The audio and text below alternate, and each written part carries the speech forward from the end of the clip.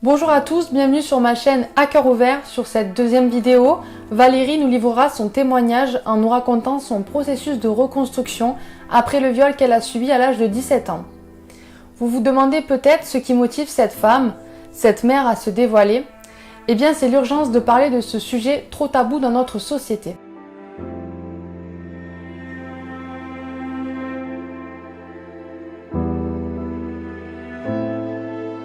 Valérie, bonjour. Bonjour Virginie. Bienvenue sur ma chaîne. Merci. Merci à vous pour votre confiance. Pour la première fois, vous osez parler publiquement de votre histoire. Tout à fait.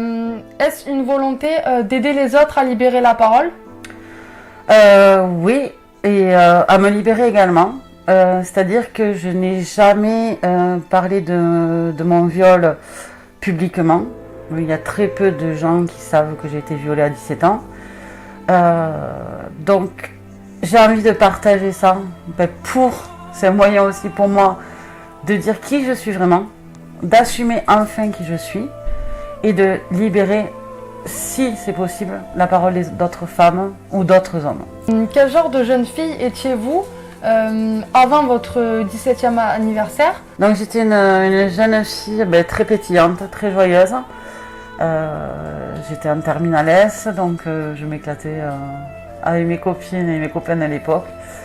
Et téméraire, assez téméraire, un peu garçon manqué, donc fonceuse et plein de rêves en tête. Et dans quelles circonstances vous avez rencontré votre agresseur? Alors ça s'est fait juste après les épreuves du bac. C'est une proche qui m'a proposé d'aller passer un week-end chez elle. Donc il y avait son compagnon bien sûr, et le fils de cet homme-là, avec un copain à lui. Et ce fils, le fils de son compagnon, avait 24 ans. Du coup, qu'est-ce qui s'est passé lors de cette soirée? Vous avez des flashs, même 25 ans après encore, où il y a des choses que votre cerveau a occultées pour vous protéger? Comment ça se manifeste justement ce rappel de l'agression? Alors j'ai fait, on va dire, un déni pendant les 2 ans qui ont suivi l'agression. Mais j'ai toujours eu des flashs, j'en ai encore aujourd'hui. Je sais très bien ce qui s'est passé. Donc en fait, je préparais le repas avec cette dame. Et les 3 garçons étaient autour de la table. Et donc ils m'ont proposé de boire un apéritif. Mais moi, je n'avais aucun contrôle sur l'apéritif puisque j'étais tournée côté cuisine. Donc après avoir bu cet apéritif, je me souviens que tout est devenu trouble. Votre vision s'est troublée? Ma vision s'est troublée, j'arrivais même pas à manger, tout ça. Après je me souviens qu'on est parti dans un billard, enfin, je tenais pas debout. Et après, je me souviens que la personne chez qui j'étais a proposé à ce garçon de rester dormir. Donc je précise que j'étais vierge, parce que bien sûr j'attendais le grand amour. Et à la sortie de cette soirée, donc, je me suis retrouvée, j'ai des flashs, je me souviens que je me suis retrouvée nue sur ce canapé, qu'il est passé à l'acte. Donc je me suis enfuie dans la salle de bain, et après je me suis réfugiée dans les toilettes parce qu'il m'a suivie dans la salle de bain, où là, j'ai découvert l'ampleur de la catastrophe au niveau physique. Au niveau physique, c'est-à-dire? Beaucoup de pertes de sang. Ouais, voilà. Des saignements. Des saignements très forts. Et à ce moment-là, vous avez vraiment compris le crime dont vous avez été victime? Tout de suite, parce que je lui ai dit, donc je lui ai formulé clairement non, je me souviens, mais je n'arrivais pas à bouger. Ouais, vous étiez en état de sidération. Voilà, je ne bougeais pas. Et au moment où l'acte vraiment s'est passé, j'ai eu tellement mal que j'ai poussé un cri. Et c'est là où j'ai trouvé la force d'aller me réfugier dans la salle de bain, où j'ai commencé à saigner. Et j'ai allumé la douche pour me laver. Et là, j'ai repris vraiment tous mes esprits, en fait. Il faut surtout ne pas se laver. C'est triste à dire parce que le premier réflexe, on a envie d'une seule chose, c'est de se laver, de se frotter, de se refrotter, de tout oublier. Et il ne faut absolument pas le faire si vous voulez aller plus loin, si vous voulez porter plainte, il faut vous rendre aux urgences directement. Même si c'est le lendemain matin, il faut attendre, malheureusement, il n'y a que ça. Après le viol dont vous avez été victime, vous avez pu rapidement alerter vos parents, vos proches, le lendemain, c'est ça? C'est ça, donc cette dame m'a ramenée à ma mère. Et il m'a bien précisé dans la voiture de rien raconter de ce qui s'était passé, puisqu'elle avait tout entendu. Donc, ma maman m'a récupérée le lendemain, elle a vu que j'étais blanche, que je tremblais. Donc, on était dans ma chambre. Et donc, elle m'a demandé ce qui s'était passé. Je lui ai sorti comme ça, crûment, ce qui s'était passé. Donc, elle a de suite appelé mon papa, à qui elle en a parlé. Donc, il a tapé sur les murs, il criait, ma mère était en pleurs. Justement, vous avez entrepris une procédure judiciaire à la suite de votre agression à 17 ans ou plus tard En fait, après avoir discuté avec mes parents, c'est vrai que ma mère a préféré me protéger. Elle m'a dit ça va te faire revivre des choses très dures. Donc, on va dire que j'ai essayé de reprendre ma vie normale, d'étudiante normale. Je suis partie faire mes études et c'est vrai que pendant 2 ans, on va dire que mon état de santé était bon. Et 2 ans après, malheureusement, j'ai fait ma première crise de spasmophilie et tout est remonté.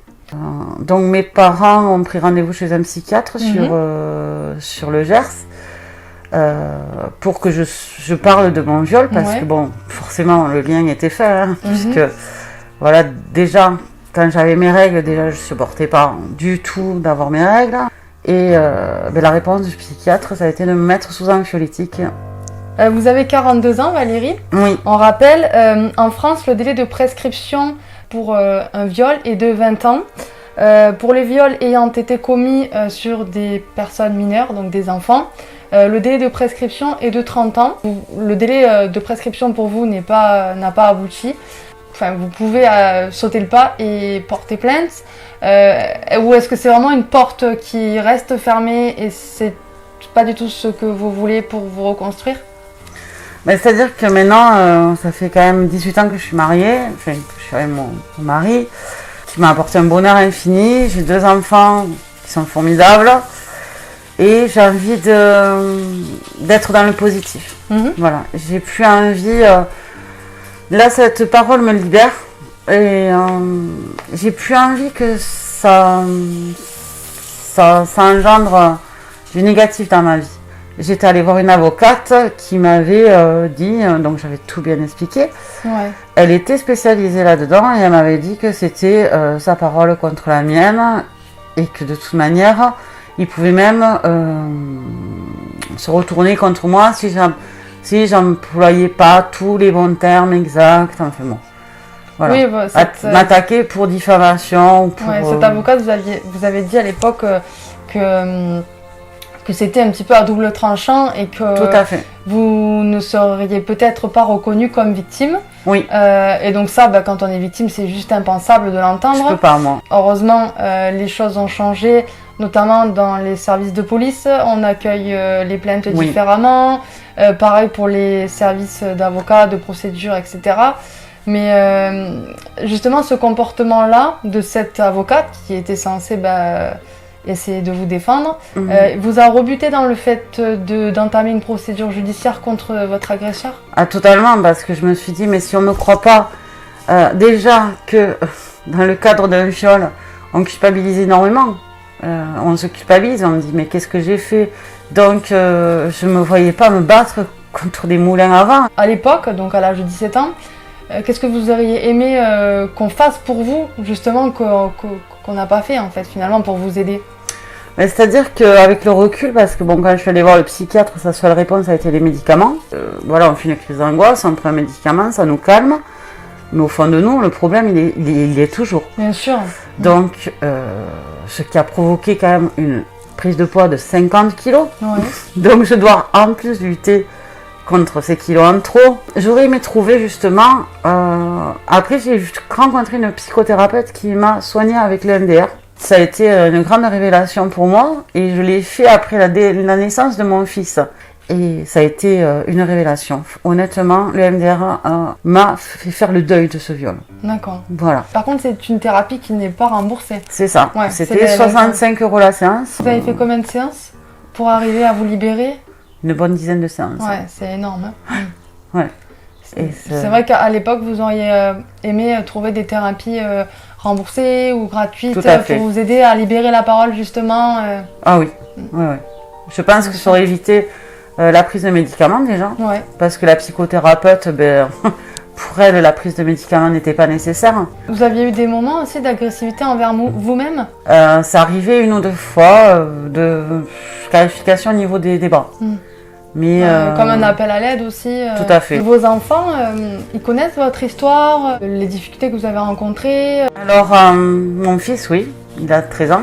Et à l'âge de 10 ans, je lui ai raconté avec des mots appropriés. Je pensais craquer, honnêtement. Je pensais m'écrouler en pleurs. Et non, on a vraiment discuté tous les deux en tête à tête. On était en terrasse. Enfin, c'était très émouvant, mais très bienveillant. Et mon fils, aujourd'hui, est très fier de moi. Parce que je lui ai dit que j'allais faire cette interview et il est très content. C'est génial du coup ce que vous faites, la confiance que vous m'accordez pour parler de votre histoire qui est votre histoire, qui vous concerne mais qui concerne tellement de femmes, c'est incroyable. Oui. En France, il y a 16% des femmes qui sont concernées par le viol, c'est énorme. 5% d'hommes, il y a aussi des hommes qui sont concernés bien entendu. Ce crime, ce viol que vous avez subi ne doit pas définir qui vous êtes. À mes yeux, vous n'êtes pas qu'une victime de viol, vous êtes vous-même à part entière. Enfin, vous êtes tellement plus que ça en fait, c'est fou. Et c'est génial que vous acceptiez d'en parler et d'ouvrir votre cœur finalement, parce que vous ouvrez votre cœur et vous mettez à nu. Vous qui disiez que vous aviez un problème avec votre image, au final, regardez comme vous êtes courageuse et vous arrivez à vous mettre à nu, c'est génial. Cette interview touche à sa fin du coup. Est-ce que vous avez quelque chose à dire aux personnes qui nous regardent? Je voulais dire que surtout, que personne n'a le droit de toucher à votre intégrité. Que ce soit des attouchements, que ce soit des insultes, des paroles, que ce soit pire, donc un viol. Aucun humain n'a le droit de toucher un autre être humain. Donc, vraiment, vous aviez un numéro, Virginie? Oui, tout à fait. À nous donner. Ouais, le 3919, c'est un numéro qui est gratuit, qui concerne les femmes qui sont victimes d'agressions sexuelles ou de violences conjugales. C'est un numéro qui peut être composé également par les proches d'une personne qui est victime de ces actes-là. Et c'est hyper important de dire qu'en France, il y a des associations, il y a des organismes qui sont là pour écouter ces femmes ou ces hommes qui sont victimes de telles violences et qu'il faut absolument briser ce silence qui est insupportable et changer surtout la honte de camp parce qu'il n'y a pas du tout de honte à avoir et c'est hyper important. Et c'est pour ça que je tiens à remercier tout particulièrement mes parents qui ont été des soutiens mais sans faille depuis des années et ça ça me touche énormément. Bien sûr. Ma meilleure amie qui est toujours présente, mon mari bien sûr, qui me supporte tous les jours et qui connaît mon histoire par cœur.